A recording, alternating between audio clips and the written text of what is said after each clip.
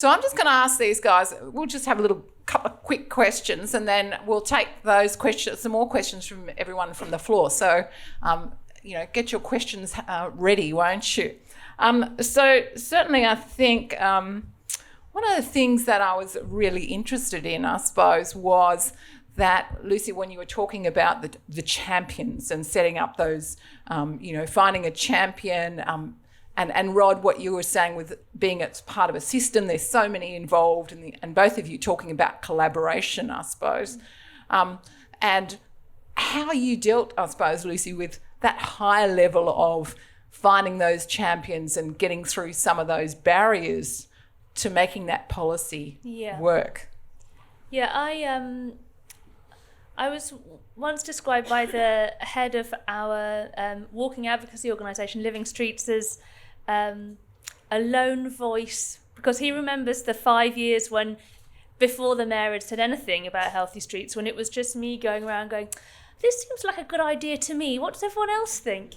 And I did spend a very long time doing that, and I think that the strength of Healthy Streets is that a lot of other people said they thought it was a good idea too, and you don't get a high-level senior champion putting their neck on the line. They only say they think something's a good idea if they're pretty confident that the people who they need to agree with them already think it's a good idea as well. So when the Mayor of London said, I'm taking the Healthy Streets approach, he said that knowing that all of his key stakeholders would give him a big round of applause and say, good, we've been waiting for someone to come along and say that. So it's not that someone just suddenly pops up and makes all your dreams come true. You have to put a lot of groundwork in to build a consensus, to build a community in support of change, who can then provide the air cover and the ground support for the champion who's going to actually make that bold statement.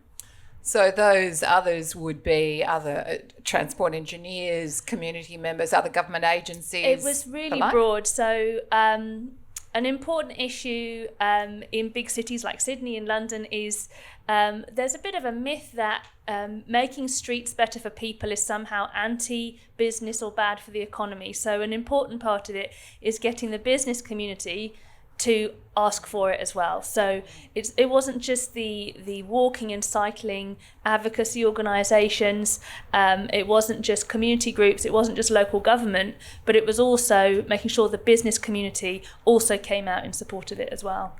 So Rod, in that context of, you were showing lots of the policy is there, the policies are there, the hooks that we can pull on.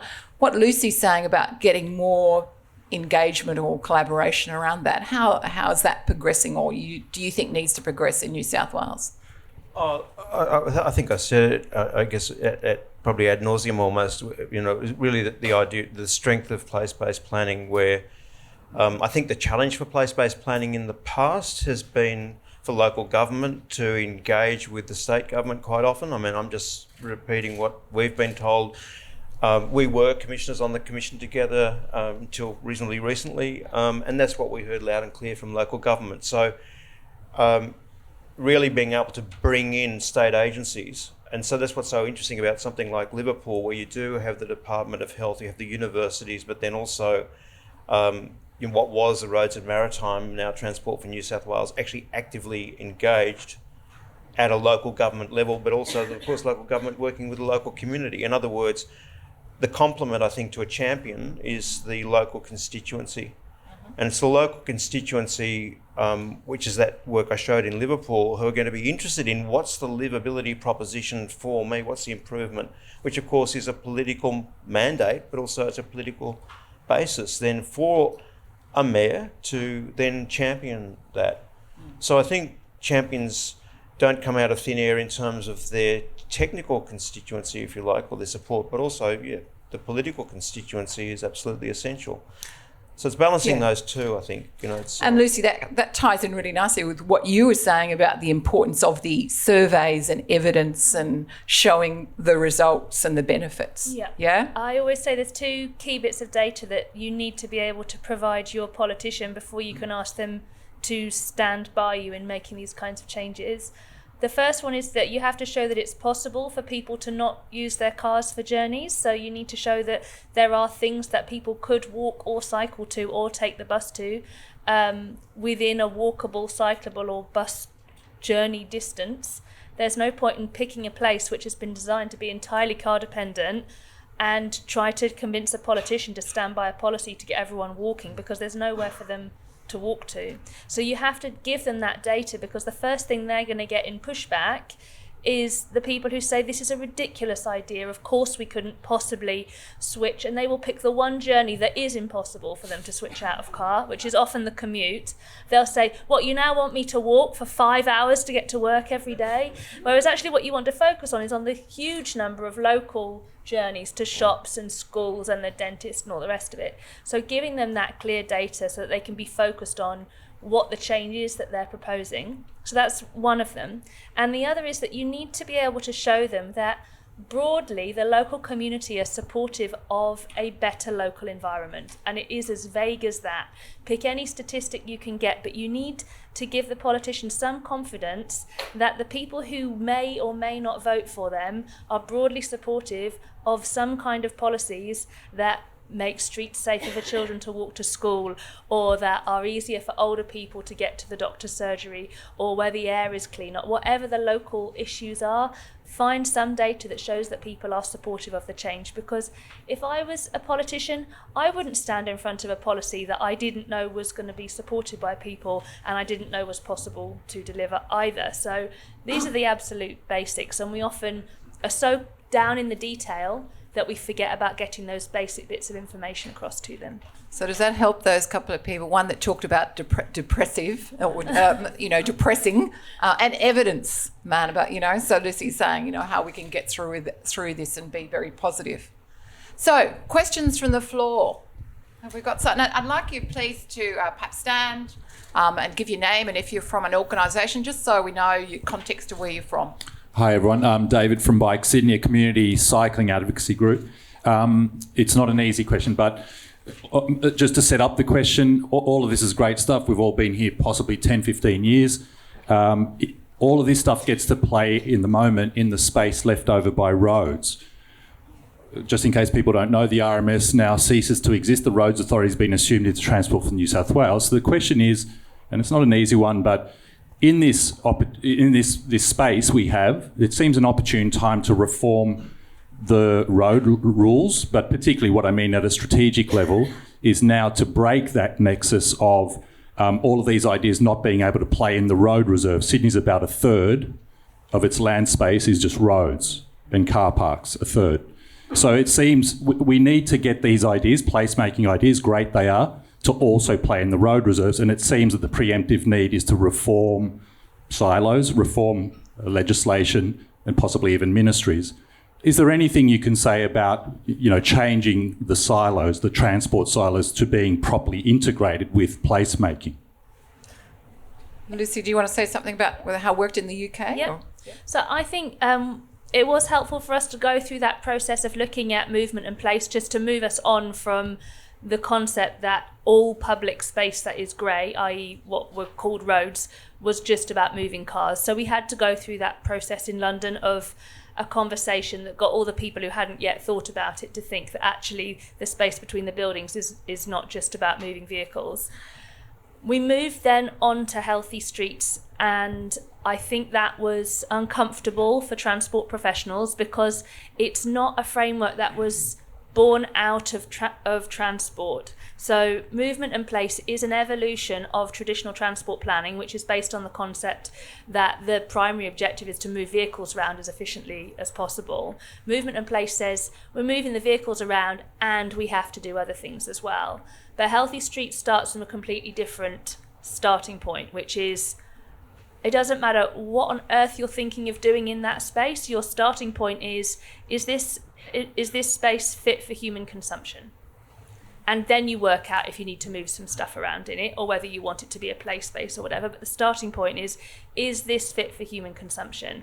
And when you start from that different point of view, it does help to dissolve some of those long-held decision-making defaults around roads for cars and everything being a battle between space for cars versus everything else, because the starting point is no longer what space are we taking away from cars, it's we've got to make this humane, and then how are we going to accommodate whatever movement needs to happen in it. Rod, do you want to add anything about the... Look, I think Lucy's just put it really clearly, but I guess I'd say again, if our starting point is different, which is to do with your point, I agree with you absolutely, it's about 30 to 35%, depends on the area, is road space, the road reserve. So that is our, dare I say it again, that's our country, that's our public space, it's our public domain, it's ours.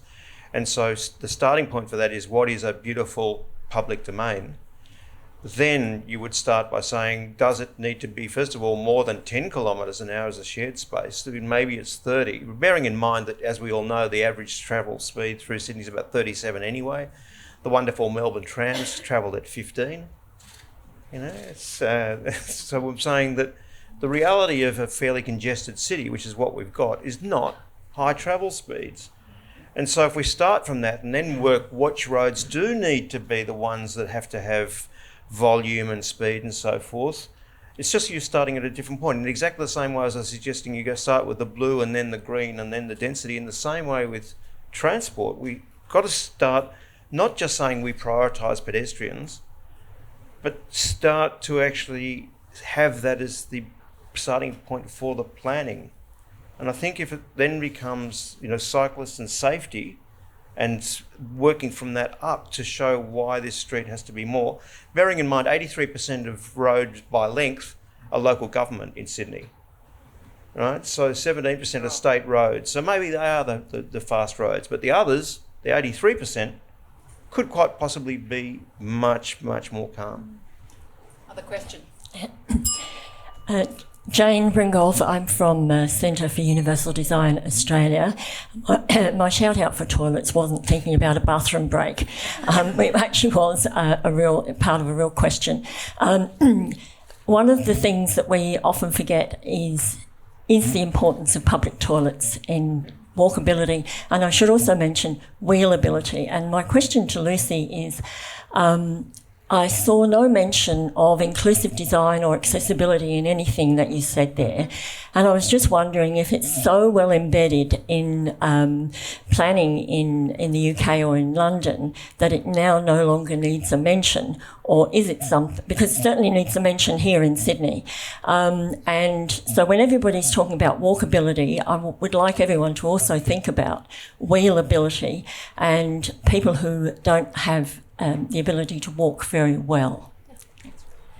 So, first of all, on the toilets, I thought the toilets remark was to ask why one of the indicators isn't public toilets, which I even produced a document in London which was frequently asked questions, and one of them is, why isn't public toilets one of the Healthy Streets indicators? One of the indicators is people feel relaxed. I don't feel relaxed when I'm desperate for the toilet and there's nowhere to go to the toilet.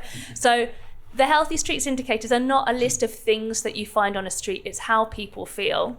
And people feeling relaxed is about making sure that we're designing streets for everyone, and everyone feels welcome is about making streets feel welcoming for everyone.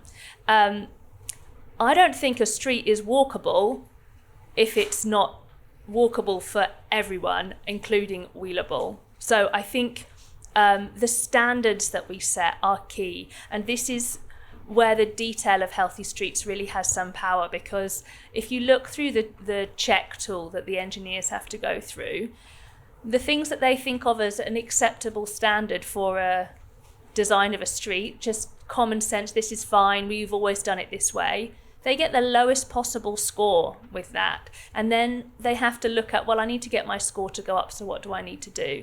So one of the elements in this check tool is that you have to pick the street that you're redesigning, you have to find the point where the footway is narrowest, and you have to score that. So if they've got a lovely wide footway all the way along, but then they've got some difficult pinch point, which is kind of tricky because they've got a left turn feeder lane and they've got some posts in the pavement. If the space for the people who are walking or wheeling is narrower than a certain distance, their whole project gets a terrible score and gets a big red flag on it. And this is how we make sure that they pick up the lowest level, they get the score up. And it's making sure that our streets are inclusive for everyone. So it's all baked in there, but it's not put out at the front, because it's just saying these have got to be good streets for everyone, and that includes everyone. Love that scoring. I think that was great. Other questions? My name's Nick Chapman. I'm the Greenway Place Manager at the Inner West Council. So anybody who's signed up for the Greenway Walkshop this afternoon, this is what I look like. He's doing advertising. 20 people have signed up.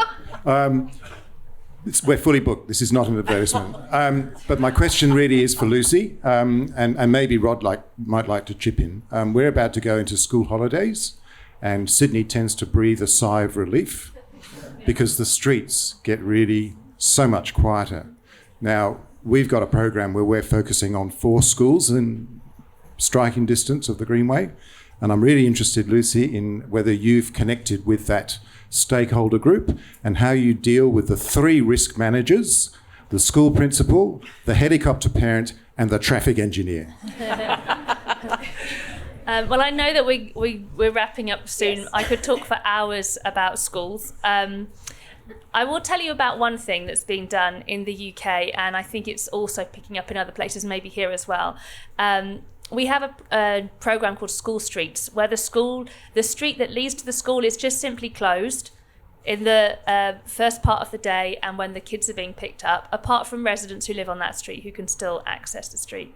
And I met a woman from Solihull, which is an area in Birmingham, and she had worked for 20 years in promoting kids walking to school. And she said, I've done 20 years of promotional work, and what happens is during the period while we're promoting walk to school, everyone thinks it's marvellous, the parents are all on board, everyone says how much better they feel, and then as soon as the week or the month is over, everyone goes back to doing what they were doing before. And she said, this is the only thing that I have seen actually have a sustained impact, and it's because they're not able to choose to drive their children to school anymore. And this is the point that I was making earlier about people choose to walk and cycle. If there is the option that is easy and simple to drive and park, people will do that. So we have to acknowledge that and accept it's part of who we are as human beings, and plan that in, and not just think that if we sound really excited about walking to school, that's going to be enough to change millions of years of human evolution. Okay, morning tea awaits, I think. And so thanks very much, Lucy and Rod. I think